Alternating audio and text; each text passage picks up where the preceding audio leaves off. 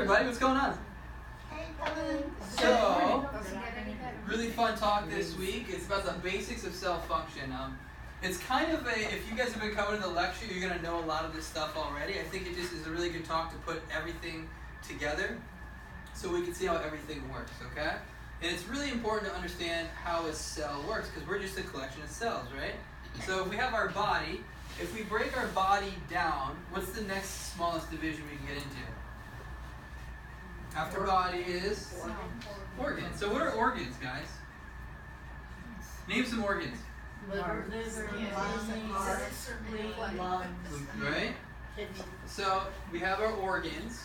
But what are our organs? A whole bunch of what working together? cells. Close. Tissues. Okay? You have heart tissue, you have muscle tissue. Okay, there are types of cells working together. So our tissues are a whole bunch of cells that work together.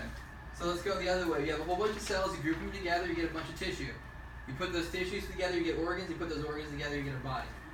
Okay? A lot of times we like to talk about the general understanding of how a body works, but today we're going to focus in as small as we can and focus in on the cell. Understand this, we're 75 trillion cells all working together. If we understand what this one cell needs, the only thing we have to do is multiply that by 75 trillion. That's it. To figure out how to make a healthy body. If we get this thing healthy and happy, we get everything in our body healthy and happy. Does that make sense? Yes. So, let's do a little recap here. Who remembers biology in high school, middle school? Okay, who can name part of this cell? No, not an amoeba. Mitochondria. So, see these little red things here? Those are called mitochondria. What do mitochondria do in the cell? Comes at the powerhouse. Remember that name, powerhouse? I want you guys to think of mitochondria like little factories that produce energy. Without mitochondria, you have no energy, you die. These things are what's producing all the energy inside your body. We're going to look at that in more detail. Okay? What's another part of this? What's this thing on the outside called? Membrane. Yeah, the cell membrane. For those of you who have come to a couple of our talks, especially about DNA, we talk about what's the brain of the cell. So if most people think the brain is in here, right? They think the DNA is everything, right? If I take the brain out of my body, what happens? Do I keep moving? No, it's not. If I take this part out of the cell, does that cell keep living? No. It actually does. This is not the brain of the cell. This, the membrane, is the brain of the cell. The whole purpose of the membrane, this is actually the most important, and here's the thing, it's kind of like the skin of our body, right? My skin, people don't know this, is made out of the same tissue as my brain is made out of too. When you're developing, your skin and your brain are made out of the same tissue. So think of your skin as literally an extension of your brain. What is your skin doing all day? It's feeling, it's protecting us. It's allowing certain things in and out, okay? And it's literally sensing the world around us, energetically and chemically. So my skin is feeling all the energy, my skin is feeling all the chemicals in the environment and relaying messages back inside. And that's what your membrane does. It literally is feeling chemical messages such as insulin, for example, or energetic messages, which we'll see in a few here. And it's relaying all that information back into the DNA and actually telling the DNA what to do and what not to do. Okay, and that brings us to the next part. We have the nucleus. And what's inside the nucleus? This little thing's called the nucleolus, and what's this stuff called inside? DNA. What does DNA do in the body? Anyone know?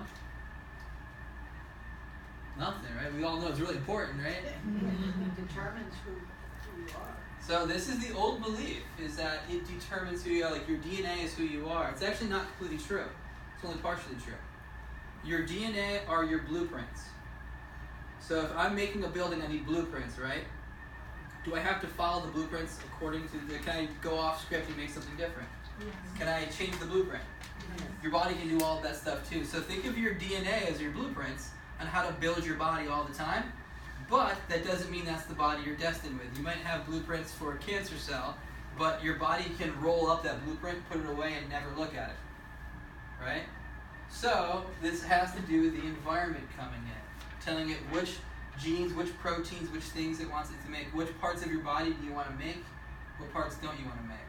Really quick example, if I have my eye and my heart have the same DNA, right? I have brown eyes. Does my heart need to know how to make brown eyes?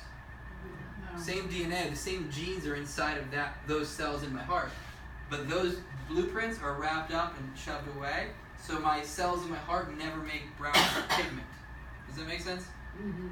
Okay. We can go in detail if you guys have more questions about that. What else do we have here? What's this blue stuff? Anyone remember what that stuff's called? I'm pretty impressed with that drawing right there. That looks like a textbook drawing right there. You know what that is? The other one's not so good over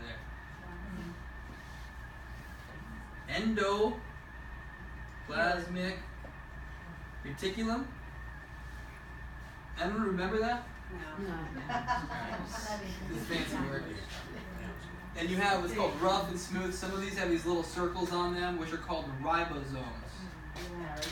Remember ribosomes? Yeah. Anyone know what these things do? No. Right? These make the proteins inside your body. So if you want to make a protein, which is like all the stuff we see, your hair, your nails, your eyes, your muscles, every single bit of structure, your hormones, these are all proteins. What happens is you get messages from your DNA out, and these will construct and put together these little building blocks, hormones, things like that, chemical messengers for the body. So these are factories that produce proteins for your body. Okay? I'll be really impressed if someone knows what these green circles are. Not that you have a lot to go with. You have things called lysosomes inside of your cells. These things are what start to break things down, eat food. So they have things in them like hydrogen peroxide and other kinds of acids that will break stuff down to get out of your body. And then behind it all, just like how we have a skeleton to keep structure, you have these little things called microtubules that go through this, which are like the skeleton, the backbone of this cell.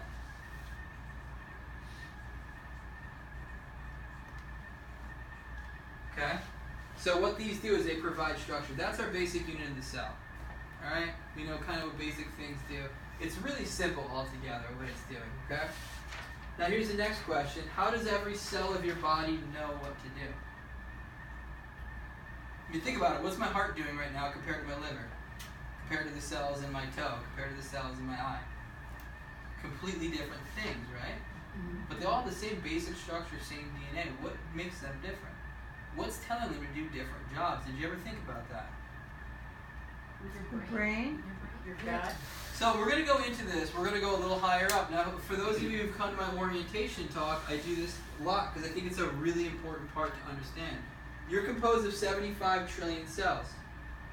At every given moment, each cell is going through 200,000 chemical reactions. Each cell. So think about all the proteins being made, all the energy that's being made, all the stuff that's breaking down inside of one cell, just like that. So what that means, yes, what you understand is this: at every given moment in time, each cell, the amount of chemical reactions going on inside it is a number so astronomical you can't understand it. And that's every moment. Now imagine every second, every minute, every hour, every day. Okay? The amount of chemical reactions going on inside your body is infinite. And is this just random stuff happening, or is it extremely organized? Organized. Right? I mean, look how organized we are as a human being. But when there's organization, there must be intelligence. So, I wish Roy was here right now. I was talking to Roy last night about this. And he said this concept, this is what totally changed his concept of health completely.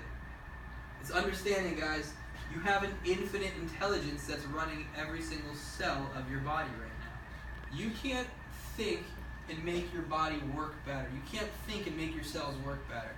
That's why it's absurd to think that any one doctor knows how to run your body. So I know we get scared with our health crises and we don't know what to do. There's no doctor in the world that knows what's going on inside your body. It's impossible. We don't know what one cell inside of our body is doing. Does that make sense? So it's a lot of this work is to let go of control and really start to trust this infinite wisdom. It knows way better how to run the cells of your body than any person knows how to run your body. Does that make sense? Okay. So I just want to get that point. We'll get more specific as to how this is happening. So here we are. We have our cell. We got all this fancy stuff that we named. What does this cell need to function? So let's get into this. This is how I like to describe it. Let's think of a house, a well-run house, your household. What do you need every day to make this house run properly? Electricity. All right. So the most important one in my eyes, electricity. Let's come back to that though. How about, what do you need every day to wash the dishes? Or Water. okay. And do you want dirty water coming in or very clean water? Right? And what do you guys need to do every day? You need to eat food every day, right? So you need nutrients and clean water coming inside the house every day. Let's just talk about clean water though. So you need clean water. And you have these pipes that bring it in, don't you? And they're delivering, let's say they're delivering other nutrients inside as well. Now, what else do you need? After you eat the food, what do you do with it? Digest it, and then where do you go with it? What do you say, Alex? I said the toilet bowl. Toilet bowl. You go to the toilet bowl, right? And then what do? You press that little button, that magic lever, and everything magically goes away. Where does that go? Right? So and some of us, back in the day, my place out in upstate New York, we had a septic tank. Oh, yeah. So it pumps it outside. You don't want that stuff hanging out inside your house, do you? No. Not going to be fun. Okay? This is what you need. You need water going in, and you need sewage and waste coming out. And then in order to make sure everything is running properly, you need this electrical grid going inside of your system. You have these three basic things going on. This house maintains itself, it stays clean, it stays healthy, and life is good. Make sense? Guess what your cells need? Same thing. So what brings the clean water and nutrients to the cell? Whatever you eat. So, what's the transport system? Someone said it. What? The blood system. It's the whole purpose of blood. So, you have your arteries. You draw it in red. You have your arteries, let's say, out here. And they break down into these things called capillaries, which are really small. And your capillaries have these little gaps inside of them. And the way they work is, when you have this fluid flowing through this little capillary, it sprays out, just like a sprinkler system, all these nutrients and all this fluid, bathing this cell in clean water and nutrients. So Mary Jo said oxygen before. How do you get oxygen? Blood system. That's just one of the nutrients. It's like giving food and water to this house. Make sense? Okay. Now you get all these nutrients in. You start to do, and we're going to talk about the nutrition and making energy and all that good stuff. The next thing your body has to do is, after it digests, just like we eat food and we have to digest it and get rid of waste, your cell has to do the same exact thing. So, what gets rid of the waste inside of here?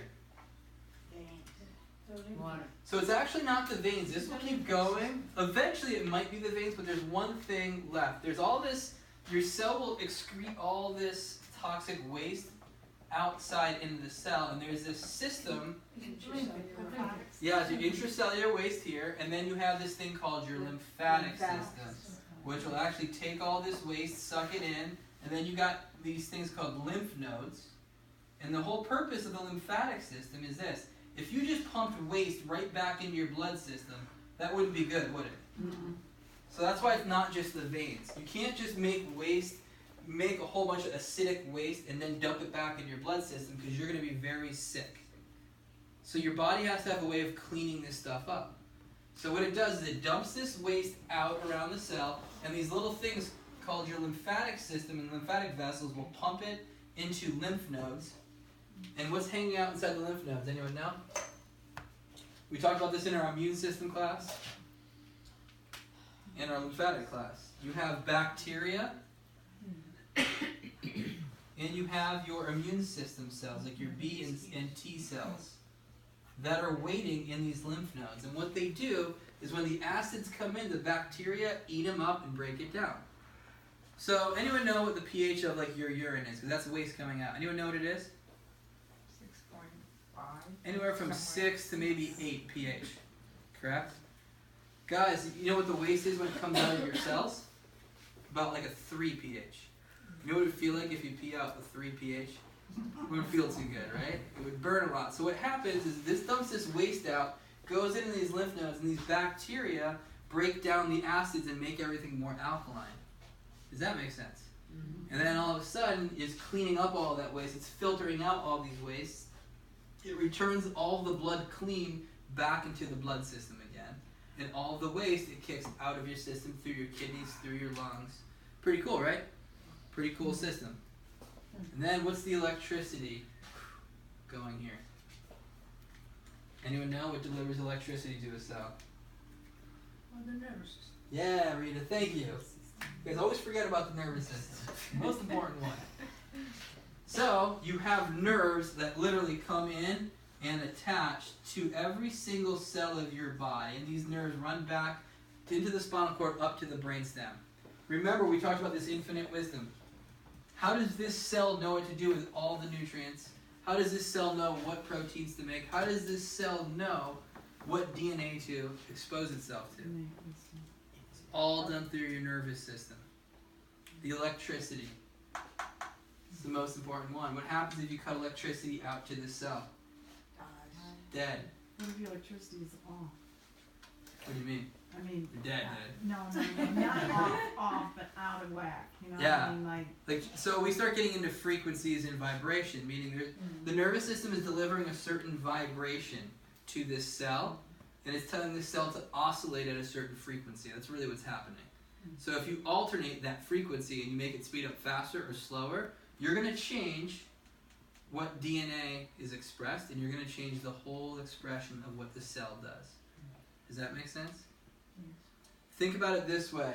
What your nervous system is doing, right now my brainstem is sensing every single cell of my body, and it's telling every cell what to do so they can work together. If you get a couple nerves off, those cells are not working with the rest of the body. They start to vibrate at a different frequency than the rest of the entire body. Does that make sense? We call that dis-ease. Those cells are not in ease with the rest of the body. You do that long enough, it creates a symptom, and then you get diagnosed as a disease. Whether it's your thyroid, whether it's your lungs, it doesn't matter. Wherever those cells are not doing their job, it creates symptoms, and then we call it a disease. Does that make sense? So when you look at this is what these cells need. They need a blood. Does this look clear to you guys, or what? Super clear picture, right? It's like a kindergartner drew it. You got your blood system. You need clean blood. You have your nervous system. You need clean nerve energy, and you need a lymphatic system draining it. That's how basic as this gets. It's that simple for health. Okay. Now we have to look at, okay, what does it mean to have clean blood? What does that do? Okay. What does it mean to have a healthy nervous system? How do we get this lymphatic system moving? But that's essentially it. This is how simple health is. How do drugs work? Medications. Messing up. Yeah, what they're designed to do is treat symptoms. Right? Meaning if one of these is off, this might not produce the proper amount of protein or hormone. So how does the medication work? By replacing that hormone, not saying, wow, what's the weak link in the chain here? Make sense? The same thing with supplements? Pretty much, yes. It depends if you're eating the right stuff or not. So in our supplements talk, we talk about that a little bit. Right? So, and again, the big principle is no one knows how complicated this thing is too. Especially with nutrition. You know, no one has a clue. Really. So, let's talk about nutrition. What's the whole purpose of nutrition? What's the whole purpose of eating foods? To get nutrients in, and the most basic part,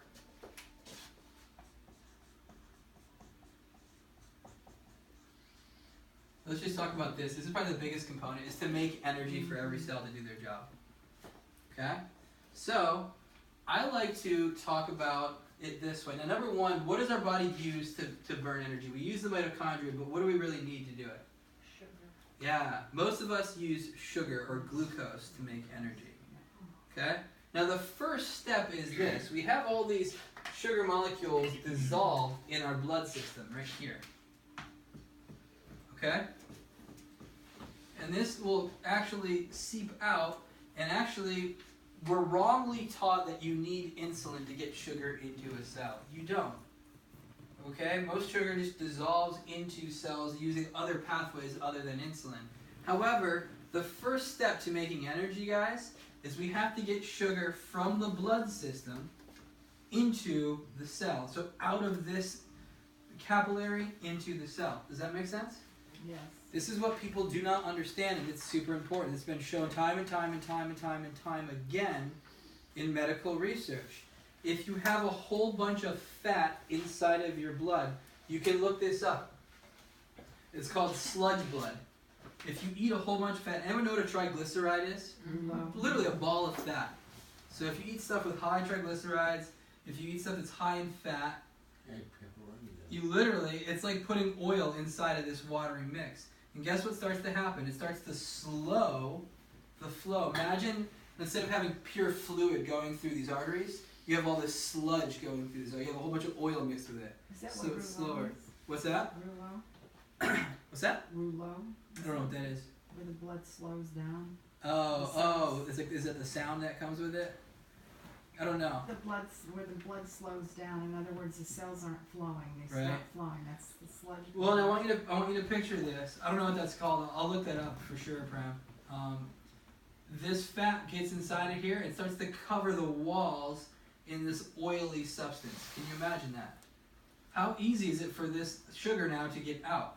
Can't. It's covered literally in a whole bunch of fat. So it can't get out of the cells. What happens? What happens with keto?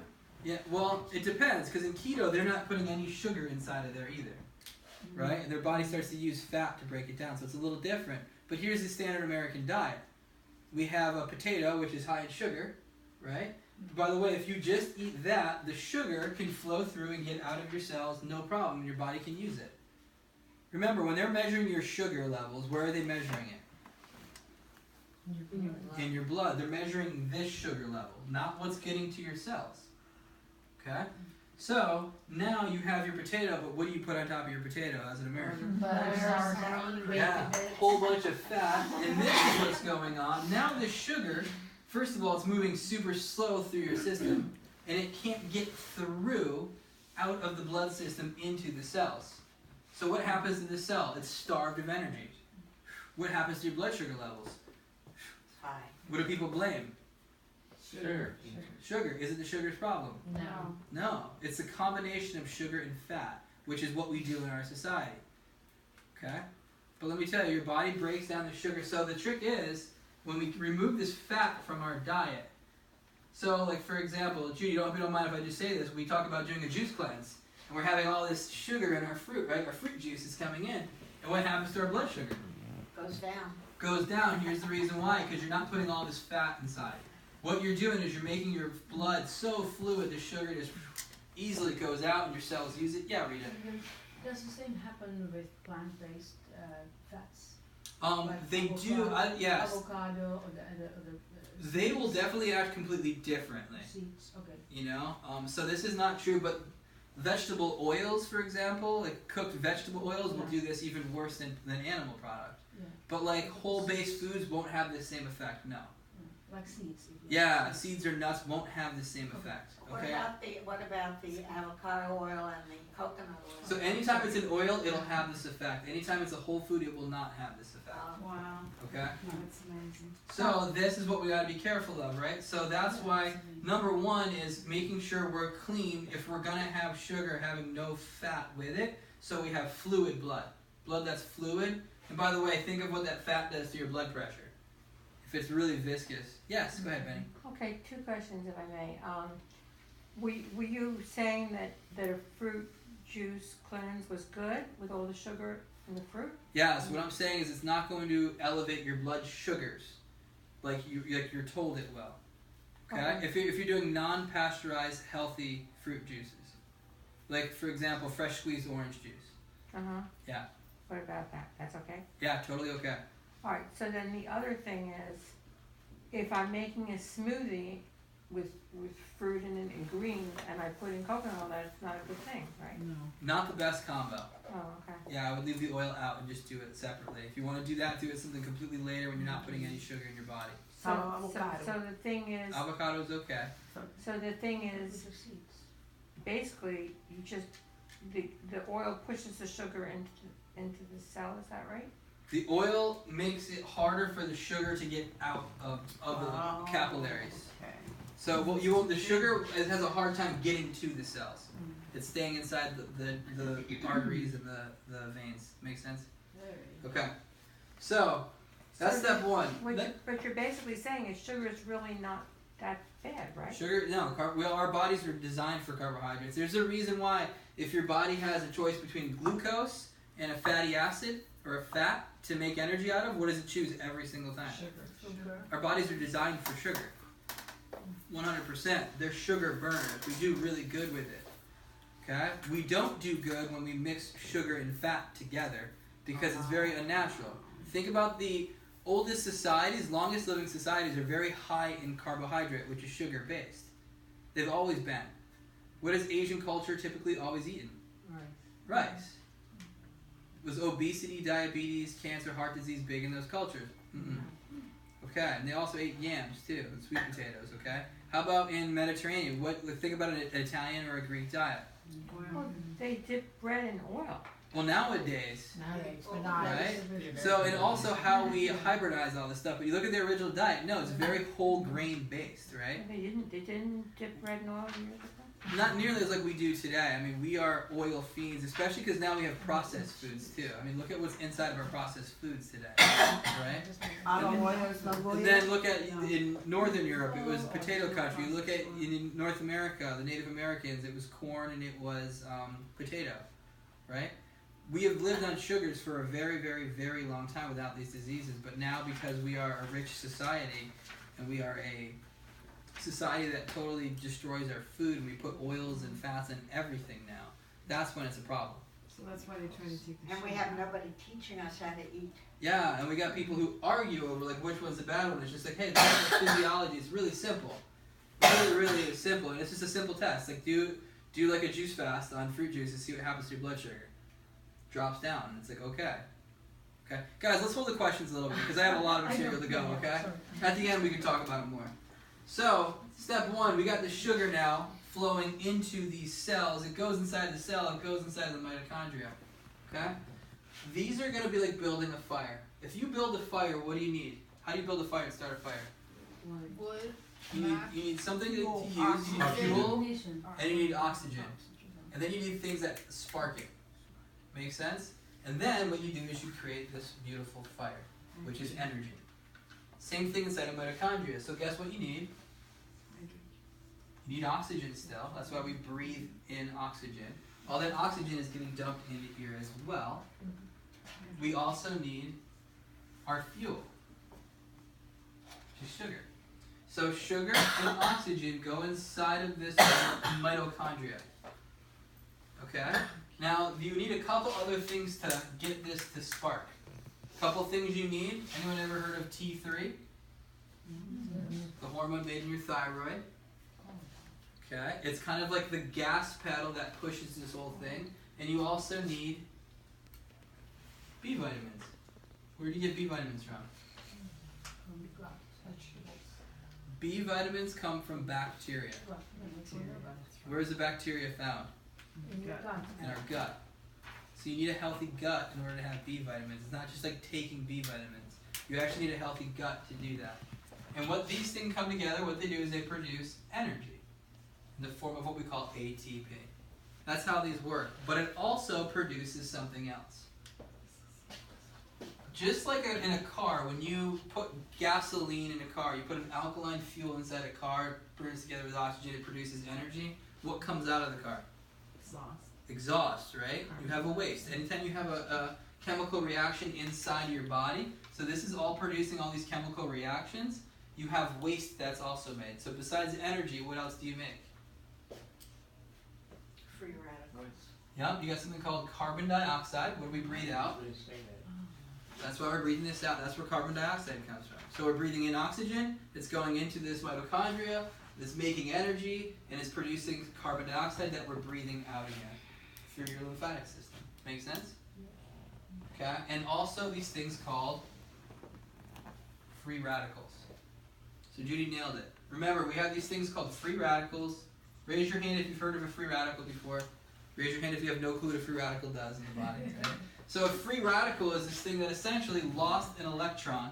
It's got this positive charge, and it's unstable. And what it wants to do is rip off an electron from anything close by. So what it does is it goes in and attacks certain parts of your cell, whether it's your DNA, whether it's your nucleus, whether it's your cell membrane, and it causes it to rust.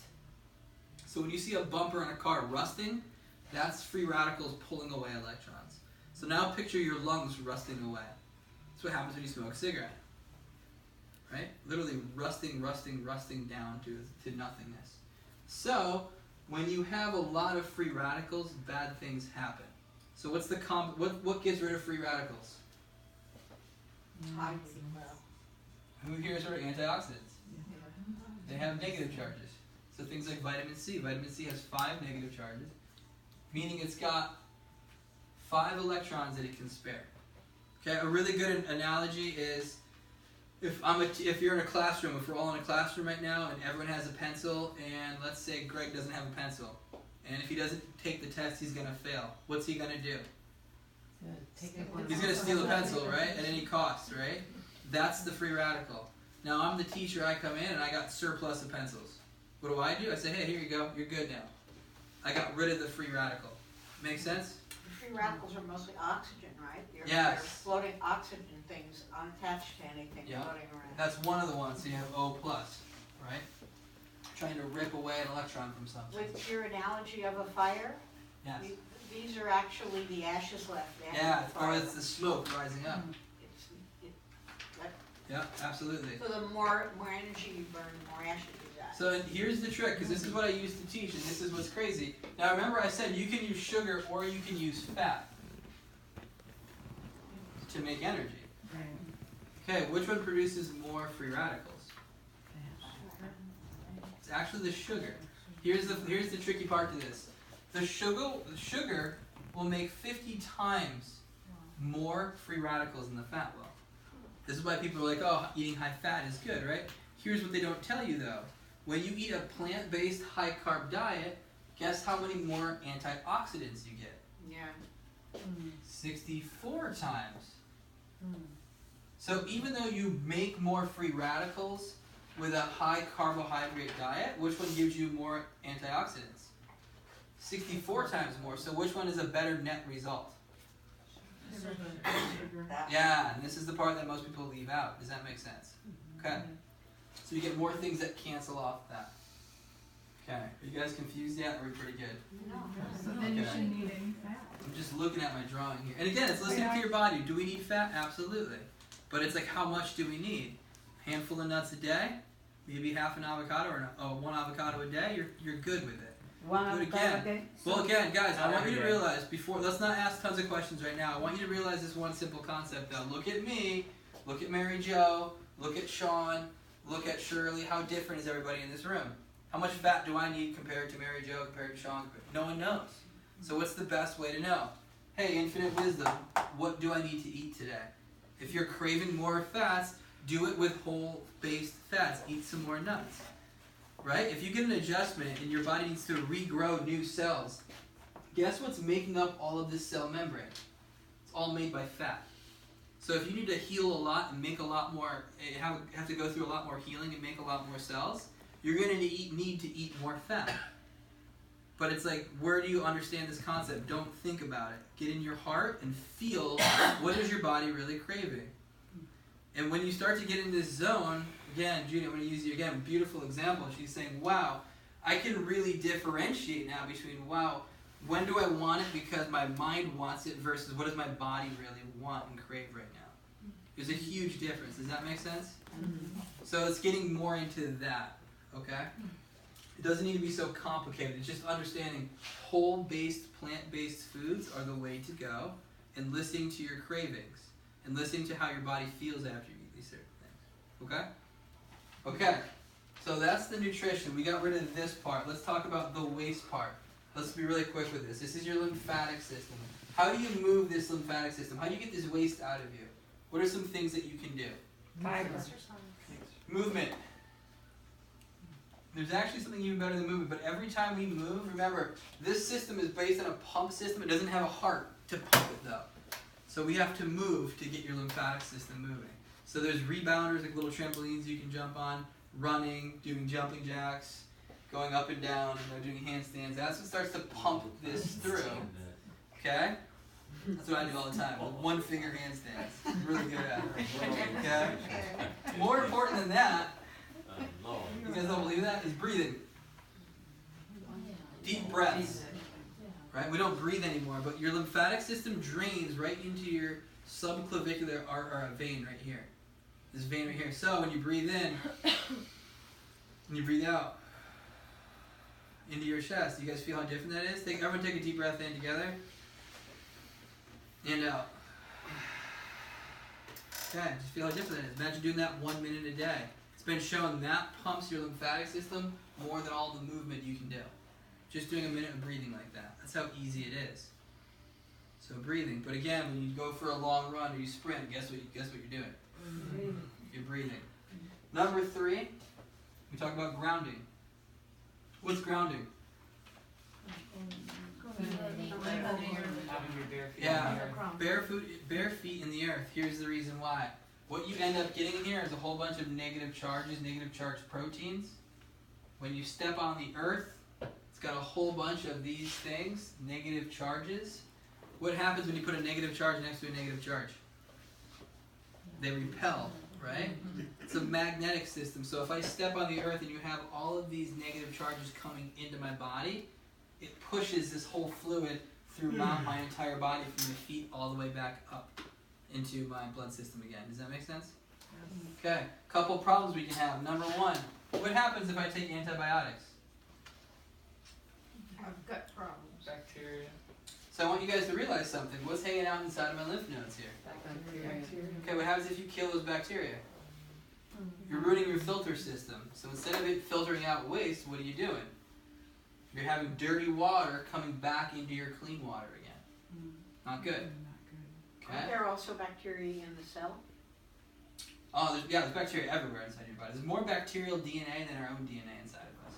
More bacteria in us than cells in our body. You're looking at bacteria and look at cells. And then number 2, what happens if you have too much waste? Meaning this, what happens if I go to the bathroom so often, over and over and over and over again, my septic tank begins to fill up more and more and more before it can empty out? Who's going to be happy with that? What's going to happen to the house? It's going to be filled up with some stinky stuff, right? And then we smell it, don't we? What do you think body odor is? What do you think that bad breath is? You don't have that as a kid, do you? So as you get older, you know some people are stinkier than others.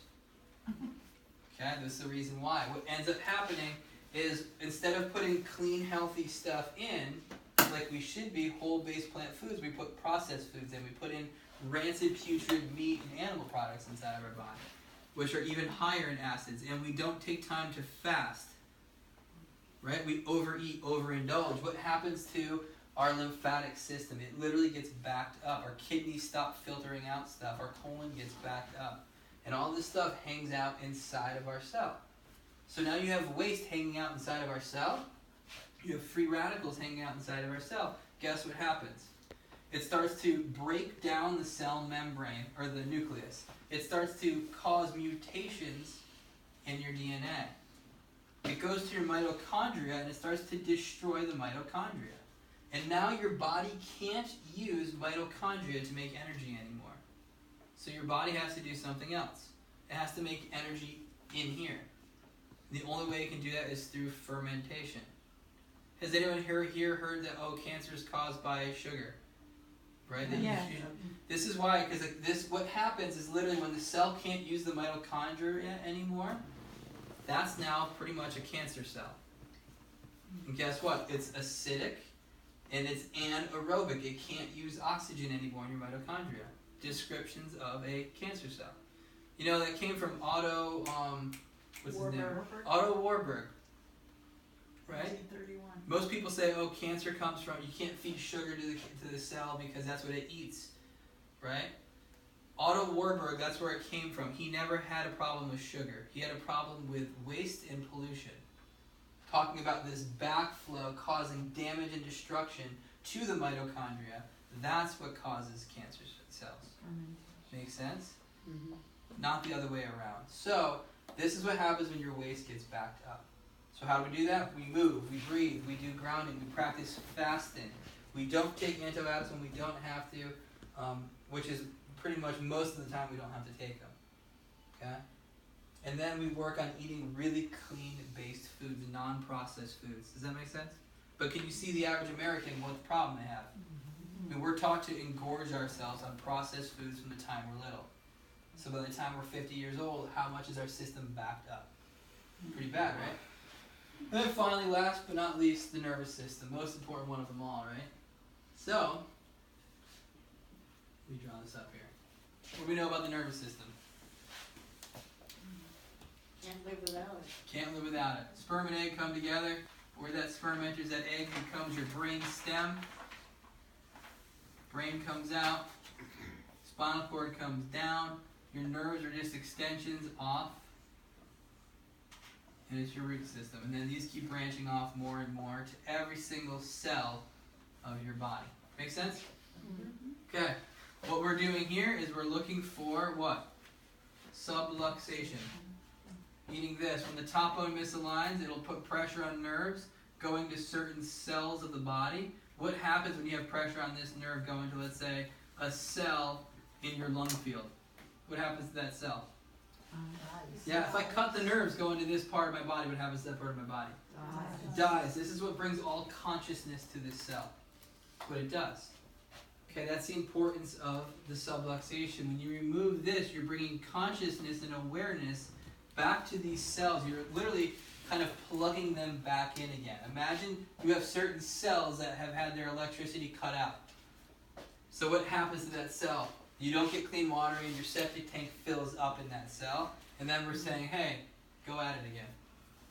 And then all of a sudden you can start to push all this stuff out of all these cells and rebuild these houses clean and healthy again. Does that make sense? Okay. Your nervous system also has two parts to it. I don't know if you guys know this. You have something called your sympathetic nervous system. Anyone know another name of that? Parasympathetic? So that's the other part of it. Okay? So you have different parts of your nervous system, and there's one division. It's called your sympathetic versus your parasympathetic. Another way to call this is your fight or flight versus your rest and digest. Who's been out somewhere, let's say you've been in the woods and you heard a noise and you looked over and you saw an animal? Anyone ever had that experience? Oh yeah. Okay. How do you feel? Scared. Right? What's your heart start to do? Pound. Right? You have this immediate system reaction in your nervous system. It's called your fight or flight. Meaning I need to fight this thing or I need to run as fast as I can. Okay? That's called your stress system. Guess what else activates that? This thing right here. All the time, all day long. We're just getting buzz, buzz, buzz, right? And you're like, ah, getting that anxiousness. We're actually more stressed today than we are when we live in nature with none of this stuff. Okay? So what's the other system? The rest and digest. Hey, everyone close your eyes. Let's do that breathing into our chest for 1 minute, okay? Deep breath in and out.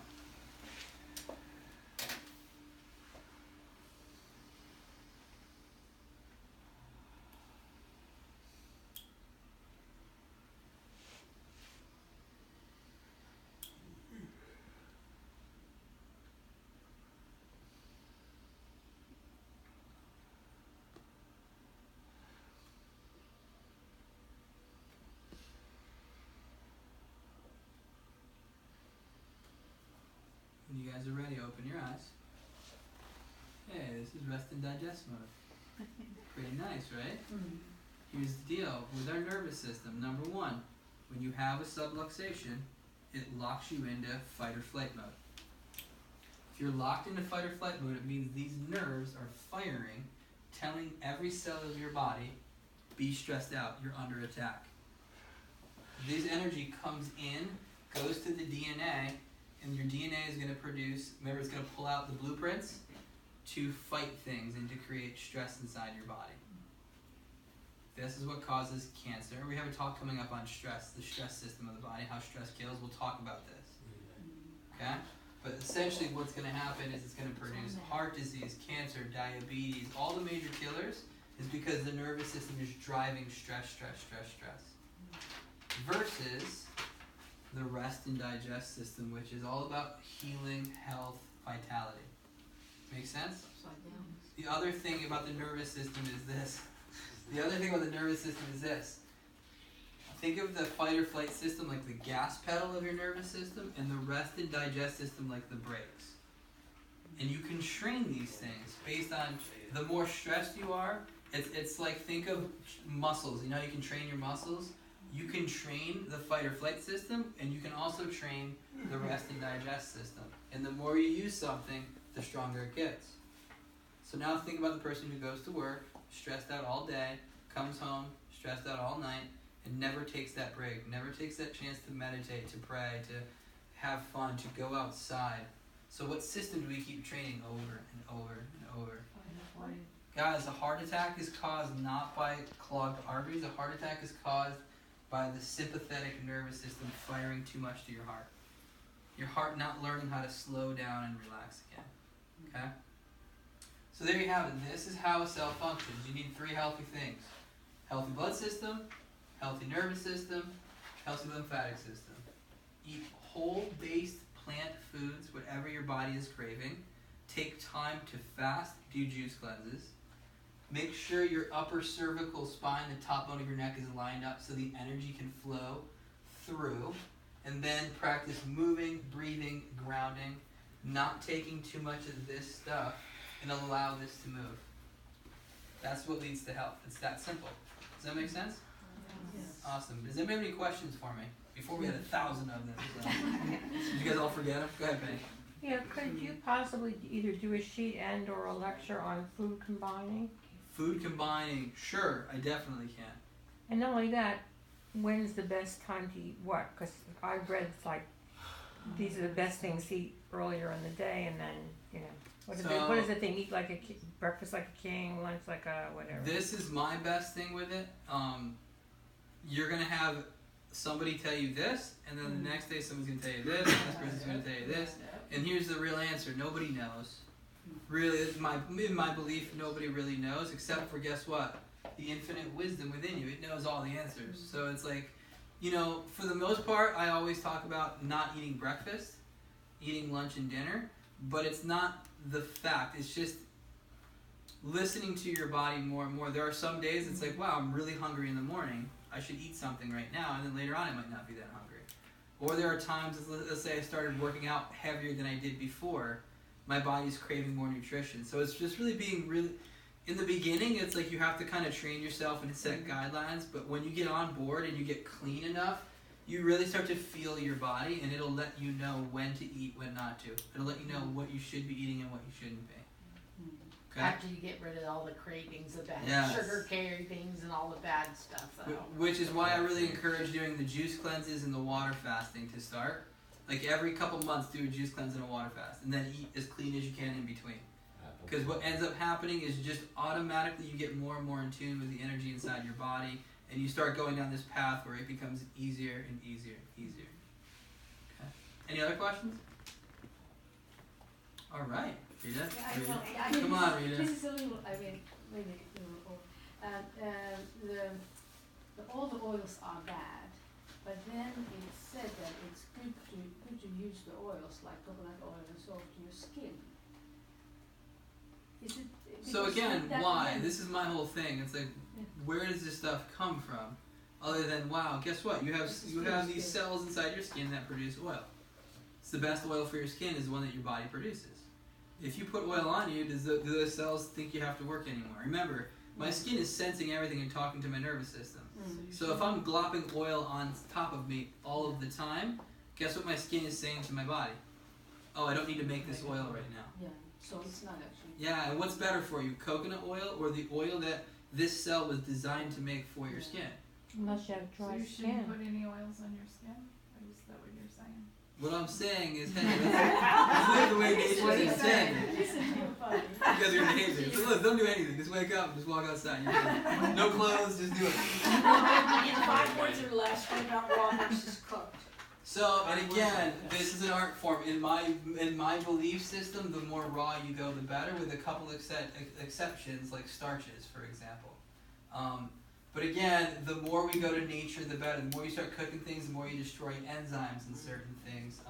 However, if you go from a standard American diet to a raw diet, it's really hard on your gut for a lot of people, and the bacteria in your gut might not be ready for it. A lot of fiber going in there that your body might not be ready for.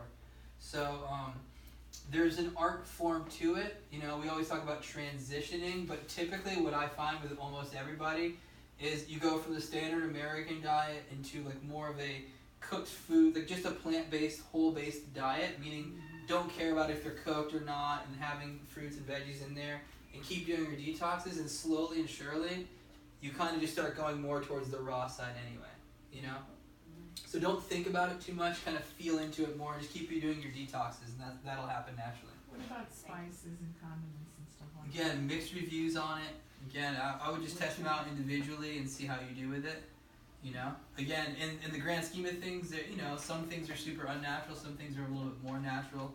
You know, herbs are a natural thing, but, you know, some What people... was the question? About, like, spices and things like that.